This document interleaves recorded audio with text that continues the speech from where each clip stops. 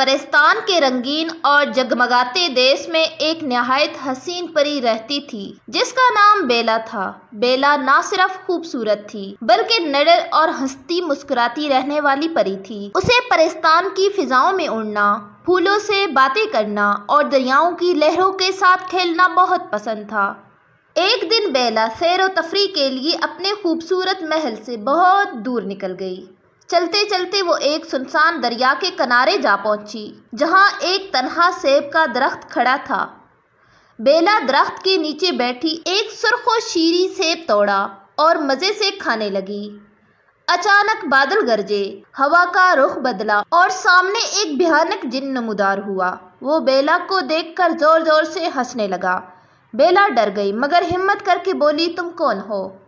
میں دمورا ہوں، ایک جن، اور اب تم میری قید میں ہو۔ جن نے کہکا لگاتے ہوئے کہا، جب تک کوئی پری تمہیں آزاد کرانے آئے گا میں اسے بھی قید کر لوں گا اور پھر پورے پرستان پر حکومت کروں گا۔ بیلا نے نرمی سے کہا، جن دمورا، تم ایسا کیوں کرنا چاہتے ہو؟ قید و بند سے تمہیں کچھ نہیں ملے گا۔ جن غصے سے گرجا، مجھے انتقام لینا ہے۔ ایک بار میں آسمان پر اڑ رہا تھا، وہاں ایک حسین باغ دیکھا جہاں پریاں کھیل رہی تھیں۔ میں محل میں داخل ہونا چاہتا تھا مگر پرستان کے پہرے داروں نے مجھ پر جادوئی کوڑے برسائے اور بجلی کی تاروں سے حملہ کیا۔ میں زخموں کے ساتھ زلدار پہاڑوں میں واپس آیا اور تب سے بدلہ لینے کا ارادہ کر لیا۔ بیلا نے کہا، میں پرستان کے بادشاہ کی بیٹی ہوں، اگر مجھے کچھ ہوا تو پرستان والے تمہیں کبھی نہیں چھوڑیں گے۔ جن نے مکاری سے کہا، اگر تم مجھے طلسمی خزانہ اور حکومت دے دو تو میں تمہیں چھوڑ سکتا ہوں۔ جن نے بیلا کو ایک سنسان غار میں قید کر دیا۔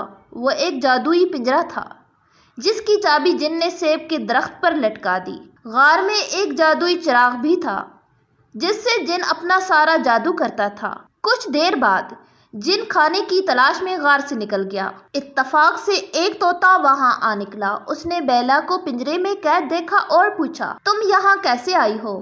بیلا نے سب کچھ طوطے کو بتایا۔ طوطے نے درخت پر لٹکی چابی دیکھی اور اسے لا کر بیلا کو دے دی۔ بیلا نے پنجرا کھولا، باہر نکلی اور جادوئی چراغ بھی اپنے ساتھ لے لیا۔ اتنے میں جن واپس آ گیا اور بیلا کو آزاد دیکھ کر آگ بگولا ہو گیا۔